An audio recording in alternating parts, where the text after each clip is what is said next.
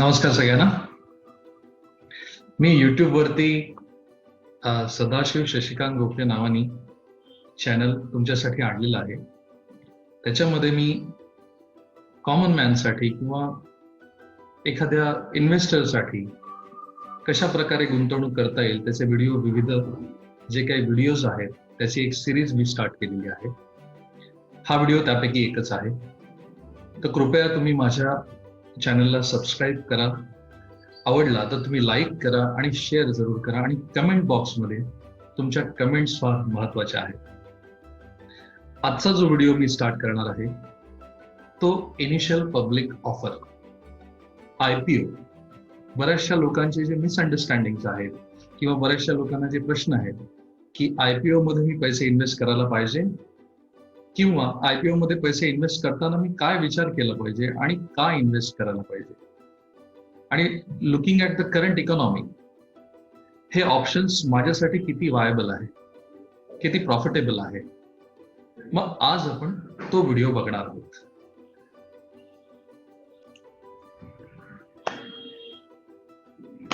मग what is IPO, initial public offer? म्हणजे आपल्याला IPO मध्ये कशासाठी IPO आणला जातो, काय कारण आहे, या सगळ्या गोष्टी आपल्याला IPO मध्ये बघायच्या. मग त्याच्यात लिक्विडिटी, एक्सपान्शन, कोण पार्टिसिपेट करू शकतं, कोणाकडे ज्याच्याकडे पैसा आहे तोच पार्टिसिपेट करू शकतो, ज्याला हा बिझनेस कळतो तोच पार्टिसिपेट करू शकतो. मग IPO मेन म्हणजे आणला का जातो? IPO दोन गोष्टींसाठी आणला जातो. एक, याच्यामध्ये दोघांचंही प्रॉफिट असतं. प्रमोटर विचार करतोय माझंही असेल आणि पब्लिकचंही असेल. प्रमोटरला पैसा कंपनीत वाढवायचा असतो, लिक्विडिटी वाढवायची असते, आणि म्हणून प्रमोटर हा कॅपिटल वाढवण्यासाठी व्हेरिएबल ऑप्शन्स त्याच्याकडे अवेलेबल असतात. त्यातलं IPO हे ऑप्शन तो सिलेक्ट करतो. मग ऍडव्हान्टेजेस आणि डिसएडव्हान्टेजेस आपण दोन्ही बघूया. जसं मगाशी मी तुम्हाला सांगितलं की IPO मध्ये खूप पैसा क्रिएट केला जातो, लिक्विडिटीसाठी वाढवली जाते मार्केटमध्ये. IPO मर्जर्स आणि ॲक्विजिशन्सला हेल्प करतं, कंपनीची क्रेडिबिलिटी वाढवतं, आणि पेक्युनरी सिच्युएशन्स म्हणजे एखाद्या इव्हेंट्समध्ये फायनान्शियल डिसिजन्स जे इम्पॉर्टन्स असतात घेण्यासाठी ते फर्दर इम्प्रूव्ह होतात, कॉमन मॅनसाठी सुद्धा किंवा प्रमोटरसाठी सुद्धा. किंवा रिसर्च, एखाद्या कंपनीला रिसर्च करायचं आहे, त्याची लिक्विडिटी वाढवायची, त्याला एक्सपान्शन करायचं आहे, क्लायंट एक्सपान्शन करायचं, त्याला पैसा पाहिजे, म्हणून तो IPO घेऊन येतो. मग आता याच्यामध्ये काही रेस्ट्रिक्शन्स पण असतात, जे नॉर्मल एखादी रुटीन मध्ये जी कंपनी चाललेली असते तिच्यासाठी तर खूप चांगलं आहे की त्यांची प्रॉफिटेबिलिटी चांगली असेल. पण ज्यांचं काय की बाबा IPO रॉंग टाइमला जे आणतात त्याचा डिसएडव्हान्टेज पण काही असू शकतो. मग डिसएडव्हान्टेज असण्याचा जो काही भाग आहे, मग त्याच्यात डिसएडव्हान्टेज काय असू शकतात आपण ते पण बघूया. चुकीच्या टायमाला IPO मार्केटमध्ये आणणे, कारण याच्यामध्ये काय असतं की एक कॉस्ट इन्व्हॉल्ड असते. प्रत्येक गोष्टीला एक डिसिजन इन्व्हॉल्ड असते याच्यामध्ये, कारण जास्तीत जास्त जेवढे शेअर्स पब्लिककडे असतील तेवढं डिसिजन कंट्रोल जो असतो तो पब्लिकच्या म्हणजे बोर्ड ऑफ डायरेक्टर्सच्या मीटिंग मधल्या त्याच्यावर सगळा डिपेंडेंट असतो. त्याची जी अपफ्रंट कॉस्ट आहे IPO आणण्याची ती पण वाढते, आणि कंपनी एक रिस्पॉन्सिबल असते कशासाठी, लायबिलिटीसाठी, किंवा जी काही रिपोर्टिंग कॉस्ट आहे, हायरार्की आहे, ती खूप जास्ती असते. उदाहरणार्थ मर्चंट बँकांना अपॉइंट करणे, त्यांचे कमिशन्स देणे, मार्केटमध्ये IPO सक्सेसफुली ड्राईव्ह करणे, या सगळ्या गोष्टीला एक कॉस्ट लागते. हे त्याचे डिसएडव्हान्टेजेस असू शकतात. मग ऍडव्हान्टेजेस IPO आणण्याचे तर मगाशी मी तुम्हाला सांगितले, आणि डिसएडव्हान्टेजेस हे आहे. मग डिसएडव्हान्टेज मध्ये एक कॉमन फॅक्टर जो अवॉइड करता येईल आपल्याला तो आपण बघूया. जसं मी तुम्हाला सांगितलं, डिसएडव्हान्टेज मी का म्हणतोय आणि ऍडव्हान्टेज मी का म्हणतोय, दोन्ही गोष्टी. जेव्हा जास्ती शेअर्स आपले शेअर होल्डरकडे विकले जातात, त्यामुळे मेजॉरिटी जे शेअर्स असतात ते बोर्ड ऑफ डायरेक्टर्सकडे असतात, बोर्ड ऑफ डायरेक्टर्स, आणि ज्यांचे जे डिसिजन्स आहेत त्यांना अप्रुव्हल बोर्ड मेंबरचं लागतं.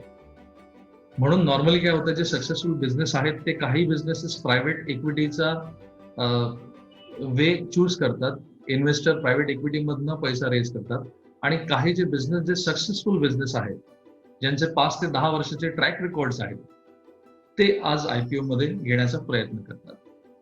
Offering shares to the public is not cheap. मी जसं मगाशी तुम्हाला सांगितलं, त्याची कॉस्ट जास्ती आहे.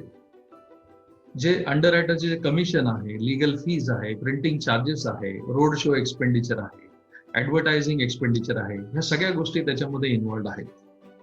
मग त्याच्यामध्ये सगळ्या गोष्टी इन्व्हॉल्ड असल्या म्हणजे अजून काही कंटेंट त्याच्यामध्ये एम्प्लॉई कॉस्टला जाते का? एम्प्लॉई कॉस्ट पण त्याच्यामध्ये राईज होऊ शकते. मग एम्प्लॉई कॉस्ट जी राईज होऊ शकते त्याच्यामध्ये आपल्याला काय बघायचंय? कंपनीला काही डेटा म्हणजे बॅलन्स शीट ही डिक्लेअर करावी लागते न्यूजपेपर्समध्ये किंवा मॅगझिन्समध्ये. जिथे नॉर्मली न्यूजपेपरमध्ये तुम्ही बॅलन्स शीट बघता, डिक्लेरेशन तुम्हाला पीडीएफ फाईल, आजकाल ऑनलाईन सगळे फॅसिलिटीज अवेलेबल आहेत. त्यामुळे ही गोष्ट पण चीप नाहीये, त्याच्यामध्ये सुद्धा कॉस्ट इन्व्हॉल्ड आहे. जसं मी तुम्हाला सांगितलं, एम्प्लॉई कॉस्ट आहे. या सगळ्या गोष्टी हे डिसएडव्हान्टेजेस झाले आयपीओचे. मग आपल्याला पुढे जाऊन हे बघायचं किती प्रकारचे आयपीओ आज मार्केटमध्ये आहेत. आज मार्केटमध्ये नॉर्मल आयपीओ तर तुम्ही ऐकता, पण एक एसएमई आयपीओ म्हणजे स्मॉल आणि मीडियम एंटरप्राइजेस, स्मॉल आणि मीडियम एंटरप्राइजेसचा जो आयपीओ आहे तो सुद्धा आज मार्केटमध्ये अवेलेबल आहे. सेबी ह्याला आत्ताच्या हिशोबाने एवढं प्राधान्य नाही देते, पण डेफिनेटली ती देते इन द लॉंग रन मध्ये. कसं तुम्हाला मी सांगतो, कारण कंपनीची जी काही कॅपिटल साईज आहे ती 3 करोडची मिनिमम असायला पाहिजे, ज्याला आपण पेडअप कॅपिटल म्हणतो. आणि टँजिबल ऍसेट्स जे आहेत त्याची कॉस्ट सुद्धा सेम असली पाहिजे. मग company should be able to show the distributable profits at least for 2 preceding 3 financial years. म्हणजे लास्ट 3 फायनान्शियल मध्ये 2 वर्ष तरी कंपनी प्रॉफिटमध्ये असली पाहिजे, तर तुम्ही एसएमई आयपीओ मध्ये येऊ शकता. आणि एसएमई आयपीओ मध्ये आल्यानंतर त्याच्या काही गाईडलाईन्स आहेत सेबीने दिलेल्या, त्या ह्या एसएमई आयपीओजना फॉलो कराव्या लागतात. त्यांची जी काही रेंज आहे ती नॉर्मली 100 to 10,000, म्हणजे जी काही रेंज असते ट्रेडिंगची, लॉट साईजची जी काही रेंज असते ती तेवढी असते.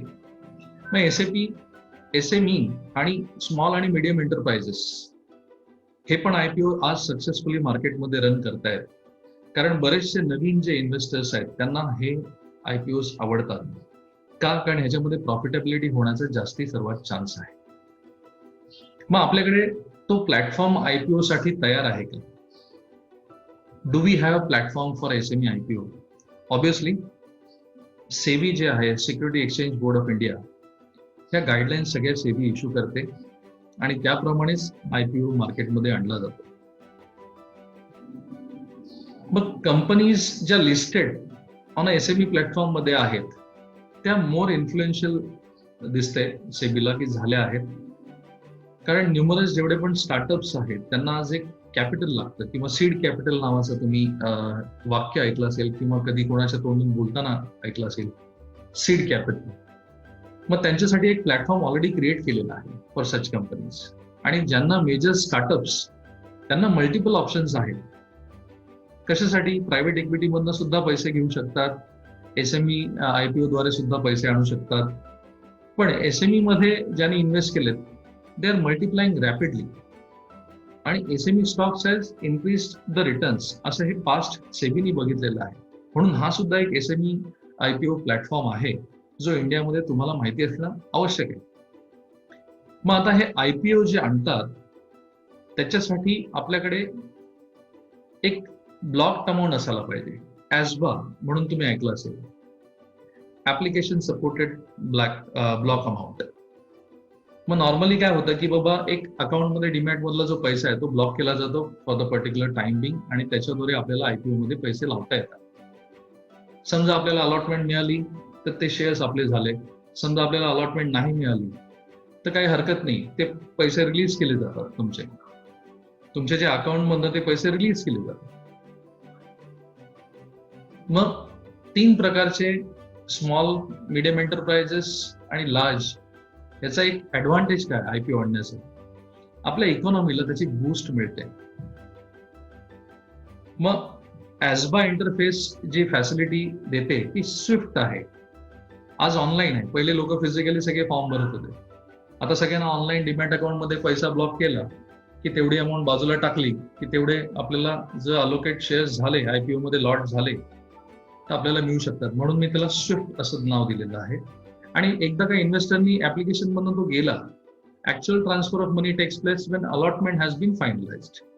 ट्रान्झॅक्शन तेव्हाच होतं जेव्हा अलॉटमेंट तुम्हाला मिळते, अदरवाईज ते पैसे तसेच पडून राहतात.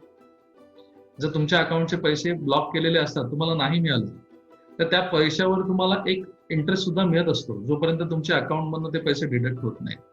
त्यामुळे ते एफिशियंट सुद्धा आहे. मग ऍस्बा याला सपोर्ट करतं, आयपीओ जो आहे याला सपोर्ट करतं. आणि म्हणून आयपीओ हे डिसिजन एक फार मोठं डिसिजन आहे का, मी असं म्हणू की एवढं काही मोठं डिसिजन आहे का, बिग डिसिजन माझ्या आयुष्यामध्ये, तुमच्या आयुष्यामध्ये?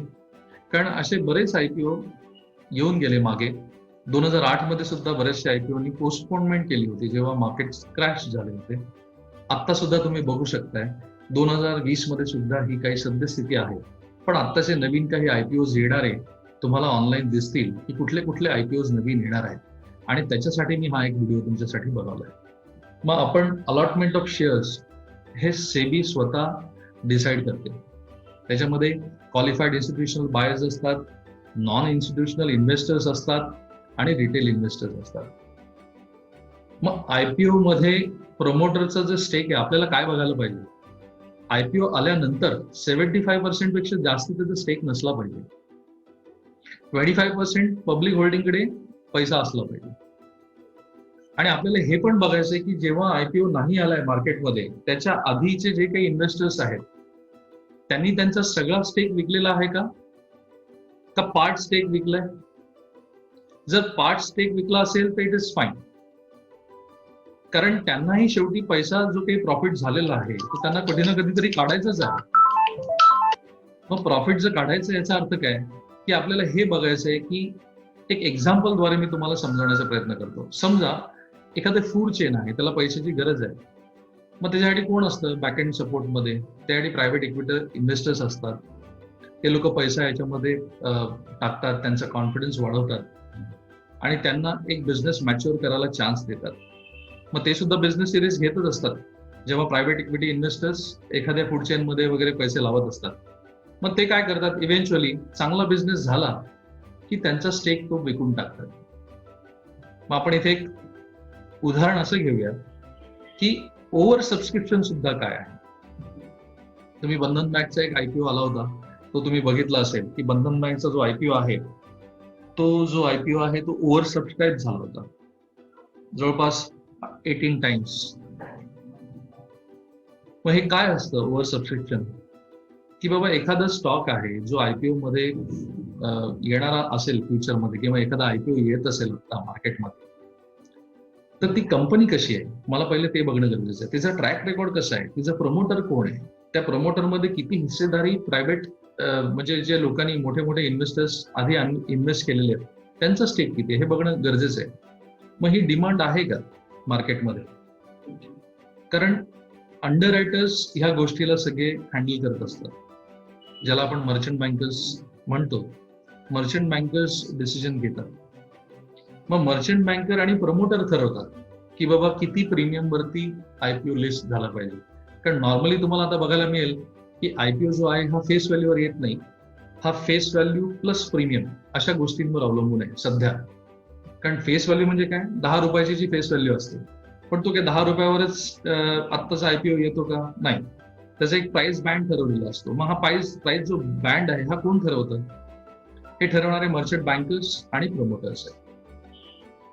मग जायच्या आधी मी तुम्हाला एक समोर उदाहरण ठेवलेलं आहे की सपोज मी तुम्हाला एक आयफोनची कॉस्ट दाखवली 1 लाख रुपये, एक सॅमसंगची कॉस्ट दाखवली 50,000 रुपये, आणि एक अनब्रँडेड फोन आहे त्याची कॉस्ट दाखवली 15,000 रुपीज. सगळ्यांचे फीचर्स समजा या सगळ्यांचे फीचर्स सेम आहेत आणि सगळ्यांचे जे काही ऍप्लिकेशन्स आहेत ते सुद्धा सेम आहेत.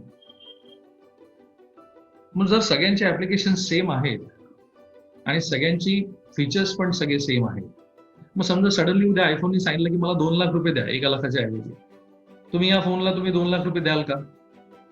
कारण प्रत्येक गोष्ट एका प्राइस वरती खूप चांगली वाटते, अट्रॅक्टिव्ह वाटते, पण ओव्हर प्राइस झाली की त्याच्यामध्ये मजा नसते.